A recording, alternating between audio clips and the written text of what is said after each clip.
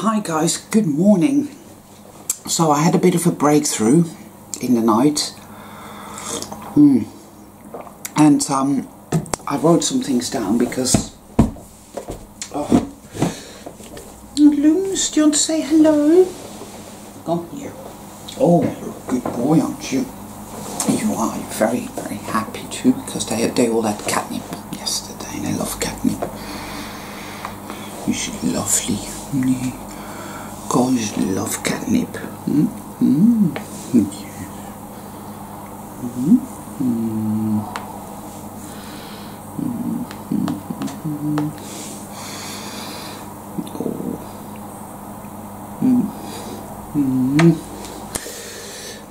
Animals, nature.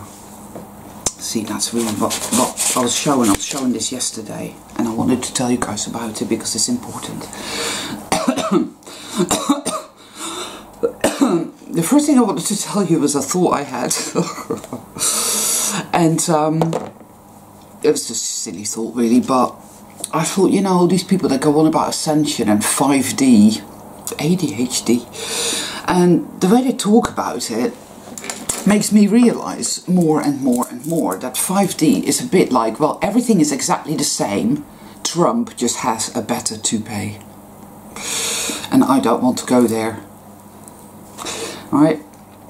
Then another thought came to me because I was watching this television series called Little Fires Everywhere, which is very interesting. I like these dramas that are good dramas and not just for, you know, sex and violence and gore and shit like that. You know, just dumb-ass entertainment. You know, if I'm gonna watch something, I'm very, very careful. I always feel it out. It has to be felt out, because if we don't, then, you know. Like I remember years ago, and I tried to watch Mr. Robot, and I felt sick here, really sick. So I was like, oh, wow. And it took me days to get it out of my system. It was so loaded with evil and darkness, you know. And some people might like it, and it might be fine for you to watch it. So don't get me wrong, don't think that I'm saying this is evil for everybody. It was just evil for me. It's a very individual thing, and it's about logistics. But what came to me from these human interconnected dimensional whatever shit going on. It's very early, I just crawled out of bed, people, so, you know, I just felt like I had to do this video. It was that, you know, our shadow, the wetigo, the sickness, the poison, call it what you will, the black goo inside of us, it has a certain survival mechanism, a way in which it evades and survives and feeds, because it needs to feed. And I actually saw another really good miniseries. It's based on a book by Stephen King. Now, I don't like Stephen King. Again, very personal thing. I think he's evil, but anyway, that's just me. But this television series was called The Outsider. And it's like, wow. Fucking wow. Because that tells me so much. And it validated what I know about Wetico. I think I'll get into that another time, because I think today really isn't the time for it so much. But if you can watch it, it's called The Outsider. It's got 10 episodes and it has a good ending, and it's very informative, people, in many different ways, no doubt, for many different people. So watch it if you can. It's called The Outsider. It's a HBO series. Yeah.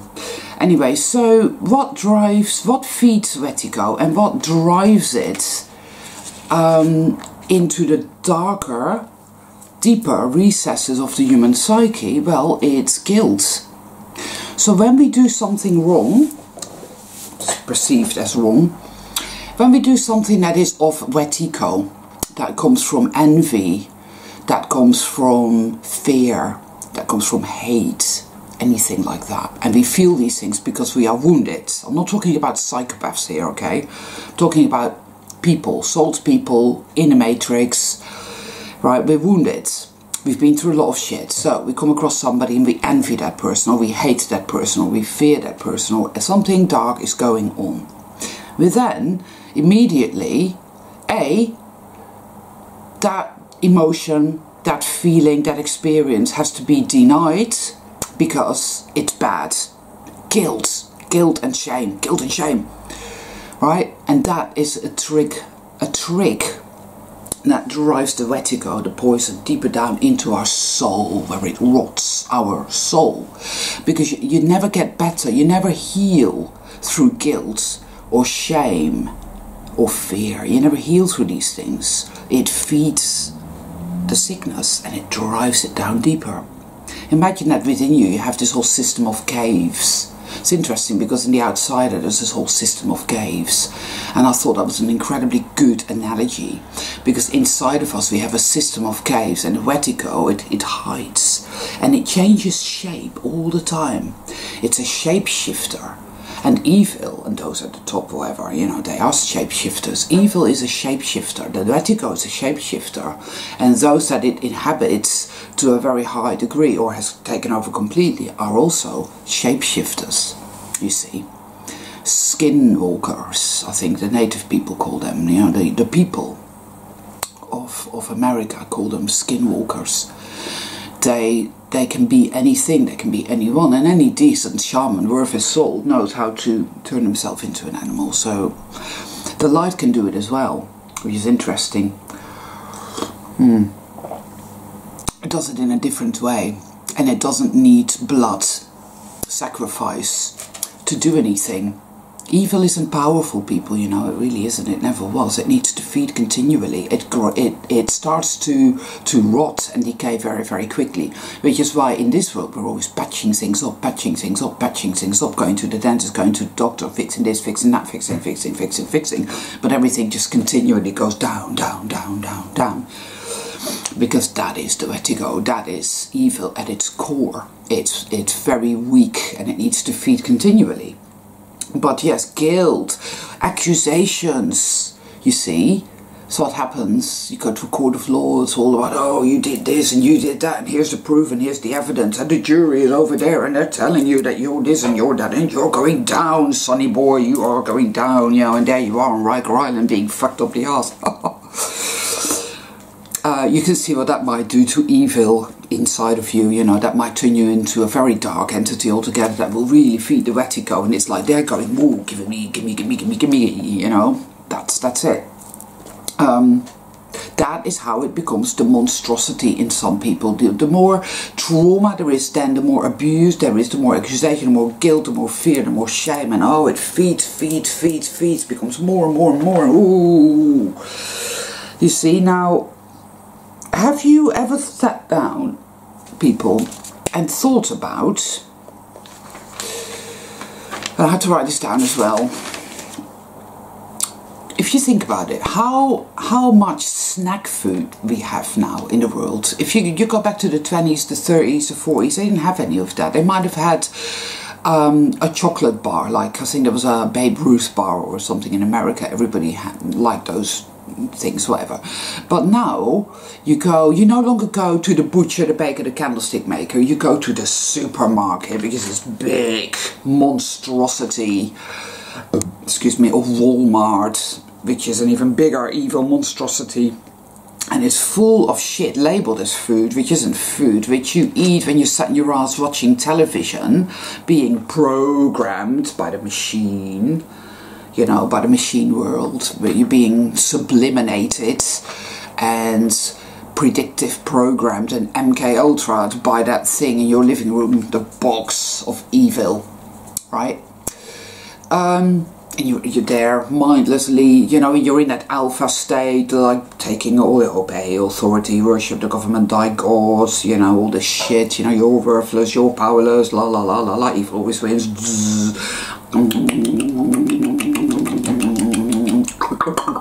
You know, there is a reason for that. Now, there's other shit as well. There's like entertainment, right? Not back in the day, you would go to the cinema if you could afford it once a week or once a month, and people would really look forward to that. You know, people would look forward because There was a film come out, say, called Harvey, which is one of my favourite films. It's a black and white film. It's about a guy, Edwin O'Dowd, he's Irish, and his best friend is a puka. Now, a puka is an Irish fae spirit that is basically a shapeshifter, often takes on the form of a horse, but in his case the puka is a 6 foot or 7 foot tall rabbit who likes a little drinky, so they go out to the pub together a lot, and it's brilliant. Nobody believes him, everybody thinks he's nuttier than a fruitcake, of course, but in the end it turns out it's all true. Just like the cat I used to have sleeping, Piotr, in my crib, who was there. And I've come across animals that, yeah, slightly, you know, I always see the birds of prey here. Well, you know, nature is very sad, of course. But animals, you see, they speak to us as well. They tell us things. And I had an interesting conversation with a dog yesterday, and I tried to tell her human what she was telling me, but this woman just machine people, you know. So we have all this food that we never used to have back in the day. All this really, it's not food, it's like we have consumerism, buy shit. We're called consumers now. Back in the 20s and the 30s and the 40s and the 50s and even the 60s and the 70s, people weren't called consumers, people were called people, you know. We have social media, you know, and smartphones giving us the illusion of communion. Oh, we're all friends, my Facebook friends. No, that's not a friend. A friend is somebody who has walked through the valley of the shadow of death with you and who's not left your fucking side. That is a friend, people. And true friends take fucking time and cultivation, you know. There are these people that breed orchids. And any orchid breeder will tell you that it takes a great amount of effort, of dedication, of meticulous, tender, loving care, and of not giving up and dealing with the dark shit. The dark shit in your friend, the dark shit in yourself. Your friend thinks, oh, the dark shit in you, and you fall out, you have arguments, you go through the valley of the shadow of death together. But those who come out shining, that is a true friendship, and those friendships are worth having and they're worth working for and they're worth cultivating, but it takes time. But that's not a possible thing to do on fucking social media.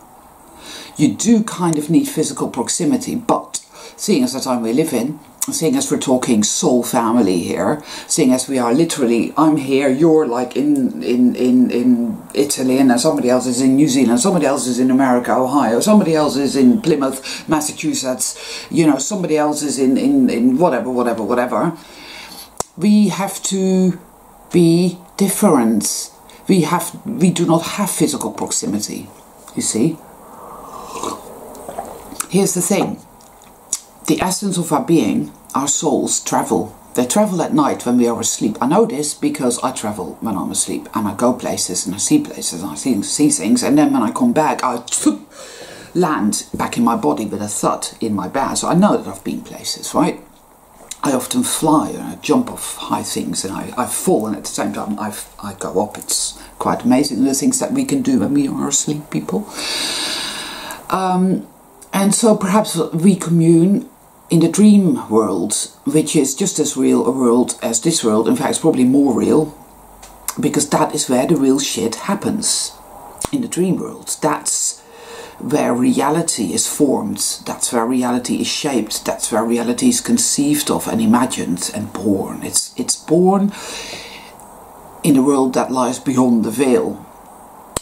And the only way that you can go there is, well, actually I would say it's actually a matter of gradients. You have to get rid of the machine mind, because the machine mind is, well, that's not possible, you see. Now, getting back to why do we have so much snack food, so much entertainment, so much consumerism, so much social media and all this bollocks.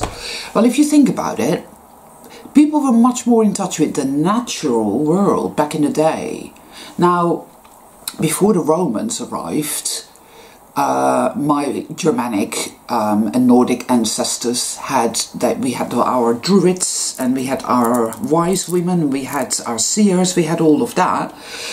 And of course, you know, the Germanic people, we were pagans, we worshipped trees, we had our sacred places, we had our sacred rivers, we had all of that. And we knew also, we knew about evil. We knew a damn sight more about evil. We knew, I think, that it was a sickness of the mind, you see, a sickness of the heart. It kills your heart. And we had measures in place to deal with that shit. We recognized psychopaths amongst us. We recognized, this person is different. This person is not like us. There's an interesting film about that, which is called Atanariuat. And it's about, Inuit people, and they recognize the psychopaths amongst them. It's a very good film. It's a fantastic film. I just think it's breathtaking. Atanariuat, it is called. There's some amazing people, these people that live on the ice. Anyway, but you see, the people before the Romans came, and the Romans were machine people, you see, they brought civilization. They always call it civilization. It's not civilization, it's not progress, it's the opposite. It's death, it's mayhem, and it's evil, because it's vertigo, because they bring the sickness, you see. And these people, the Romans, were very infected, and there was various other cultures before them. The Egyptians are heavily infected as well. You see, that's when people start to lose touch with nature. They no longer see nature. Nature becomes just a thing to be subjugated and used, devoured. It likes to devour children for the same reason, because that which is beautiful and pure and powerful, it hates and it wants to eat it. Because childlikeness, purity, is very powerful. It is. There's no mind needed. It simply is. It's the great big I am. The great big I am is a child.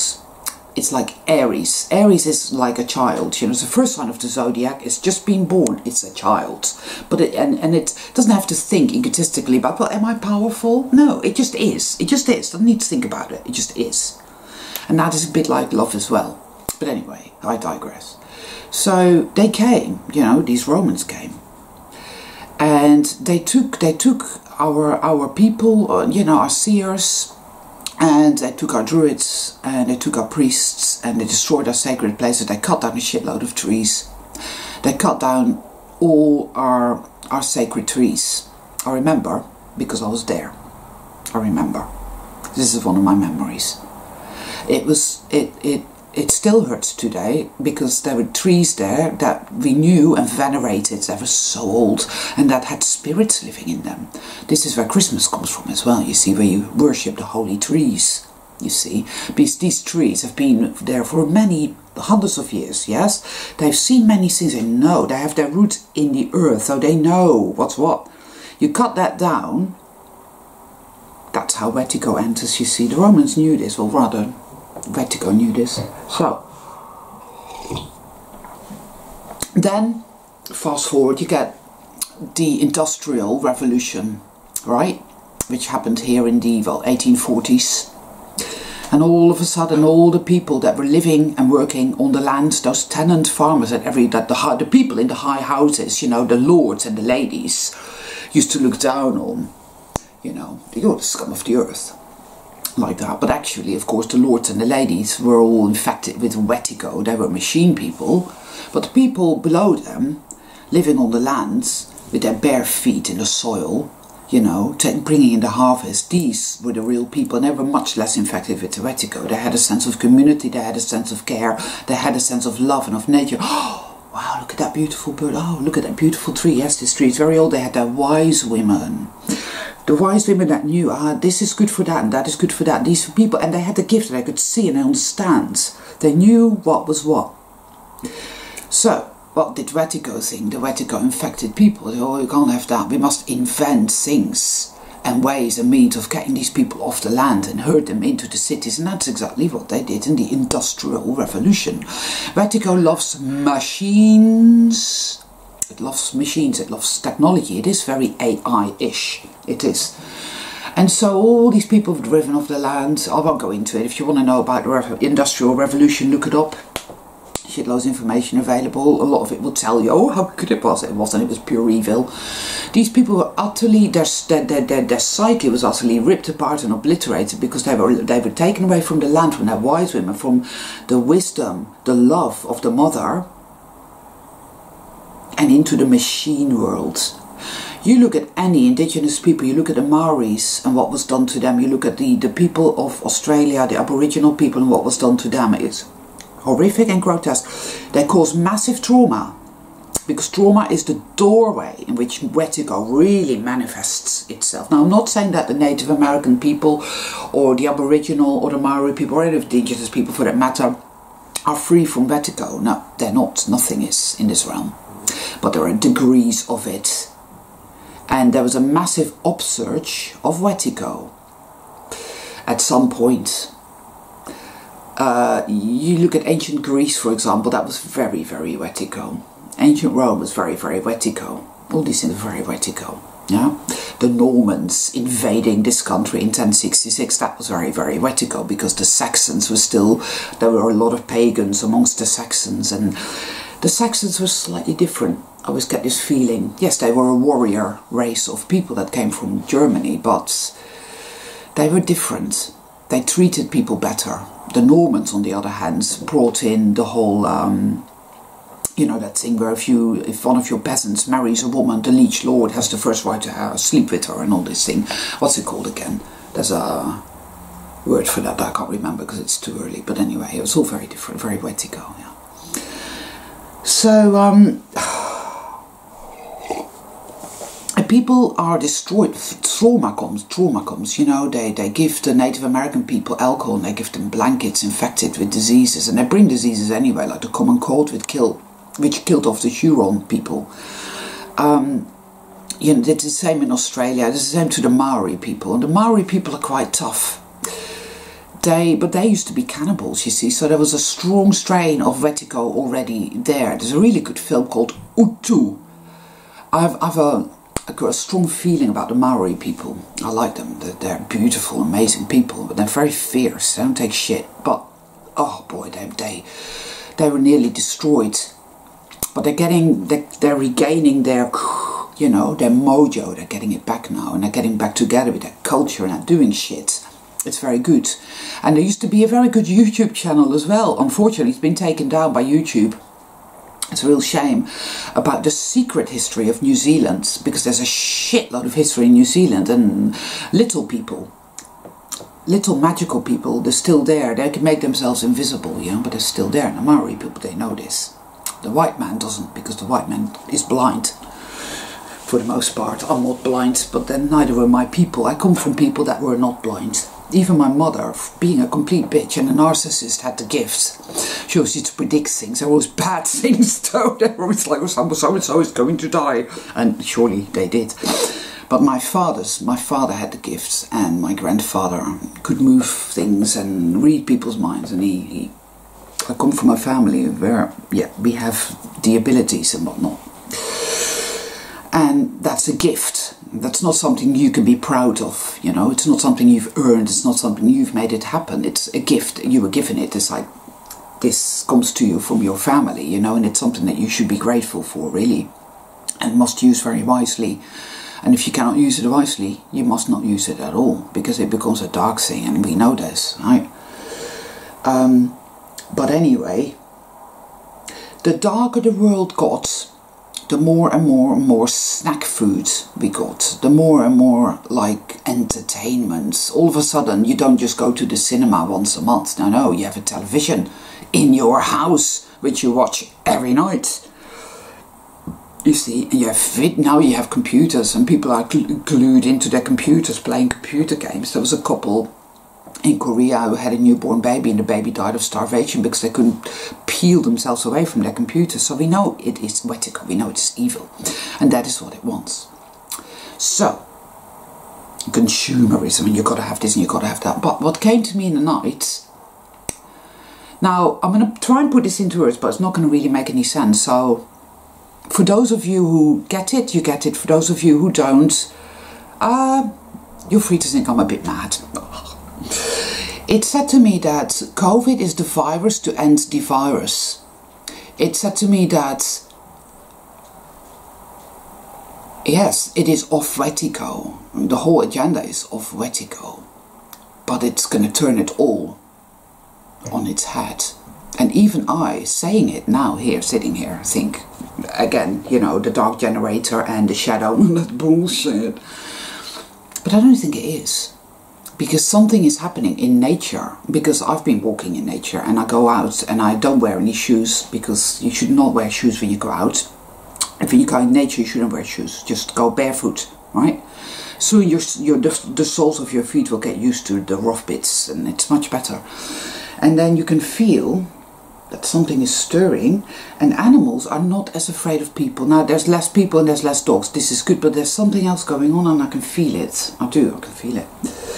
Yes, Looms can feel it too. And I don't know, something is happening and we can't see it yet, but there's been a few little things happening in the zeitgeist, as it were, with regards to Mr. Ill Gates, that I'm keeping my eye on. And I'm not going to jump for joy straight away. I'm a very careful sort of person, you know, I'm a Capricorn. I'm not a person that goes, oh yeah, hallelujah, praise the Lord, whatever, all this bollocks. No. I sit quietly and I think, right, well, that's very interesting. We'll see where that goes, right? But something tells me, people, that what Wetiko is truly afraid of is nature. It is living things, it is creativity, and it is love. Now, yesterday I was really ranty and I was very, very depressed. And you know me, this channel is just about me just being myself. I think it helps people to realize that, no, we're not like one thing. We're all multifaceted, multidimensional. We go through all these inner churnings and sometimes we just feel like shit.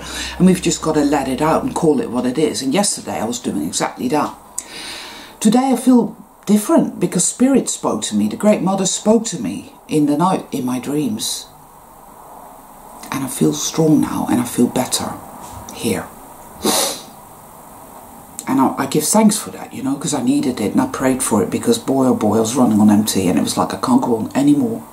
Because it really felt like that. It really felt like evil's going to win and all beautiful, living, good, pure things will be destroyed. But the Great Mother said that will never be allowed to happen. It's like the natural world, all that is living and pure and true is everywhere. And then it's in the spirit of these black bits, that is the Wetiko.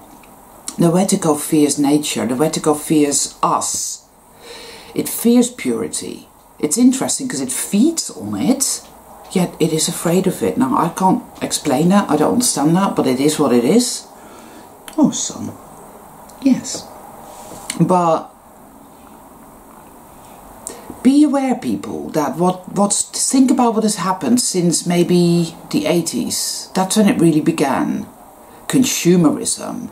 Snack food, you know, entertainment, food.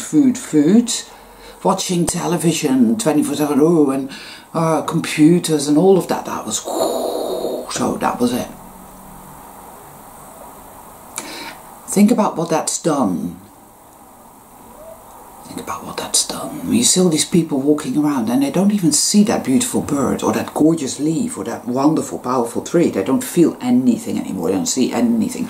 And of course, they're the NPCs, but there are souled people who are still a bit like that, very much like that. I got a few comments yesterday, one in particular, and I'm like, wow, whew, still some work to be done there, which is fine.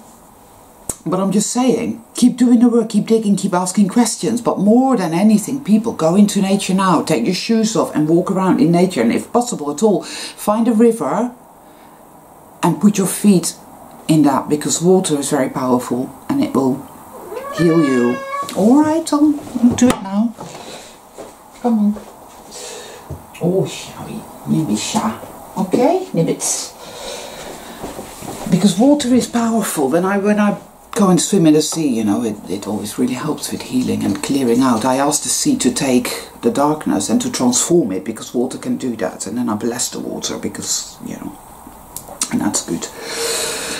Anyway, because that's it, you see. I was watching that film again with Neil and I. And it's in the 60s and they're in the car. And that's when all those motorways were beginning to be built all around Britain. And I bet you any money that those motorways follow the ley lines. Now the ley lines are the sacred roads, the animal roads, you see. They are like the veins of Mother Earth, and there's power in the ley lines that you can tap into. This is why the ancient people built Stonehenge and Avebury and these places, Avebury, Stonehenge, they're found all around or all over the globe, what it is, however you wish to look at it, even in Morocco. I've seen them. You know, they knew about these things. And so do the Satanists, they know about these things as well. And when I say Satanists, they don't worship Satan as Satan from the Bible. They worship Baal, the great devouring beast, which is Wetigo. Yeah. Something is happening.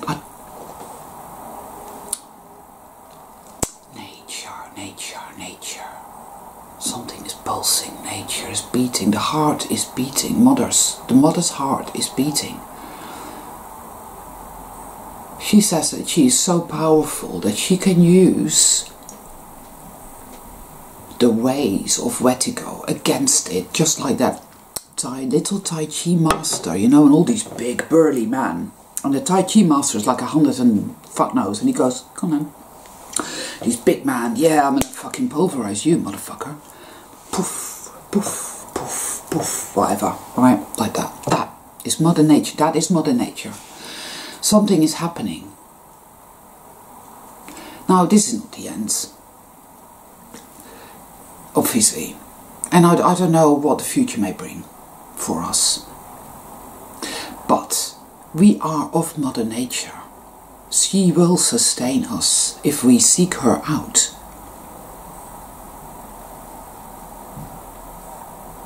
Get away from that shitty snack food and get away from your televisions, get away from your computers and go into nature, people, for there you will find your power.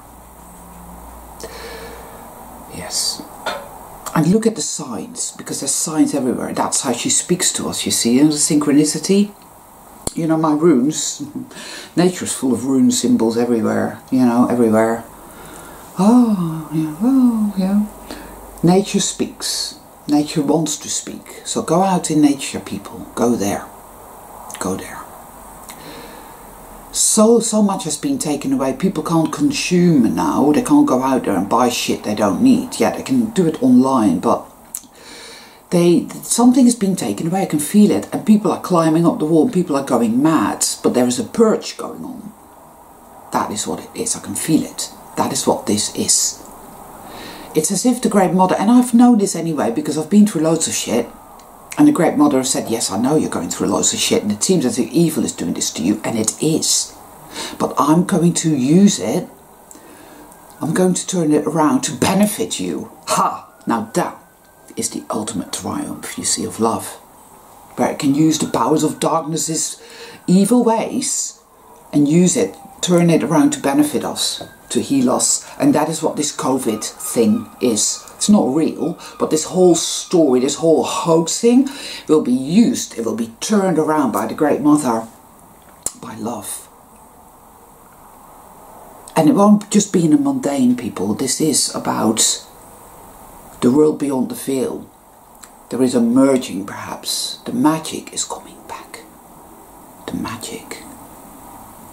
It's always been here, you see, but the machine heads can't see the magic. You can only have the magic. The more of the Wetigo is purged out, the more of the magic will be brought alive again within us. We will be able to access it, get it, understand it. The mind cannot go there. The mind cannot go there, people. There's a card in the tarot, the High Priestess. This is the card that talks about walking between the two worlds on the threshold. This is the machine world, the world of Wetigo, which still has the goodness in it. And this is the world of magic. That's very, very real. It is real, people. It's just, we just don't get it. We just don't get it yet, but we will. It will come back. It is coming back. So if we have to go through shit and feel like shit, then let it be so. If it is necessary, if that is what purging is, and it is, we know that, right? Then let it be so. We will get through this, and it's worth doing.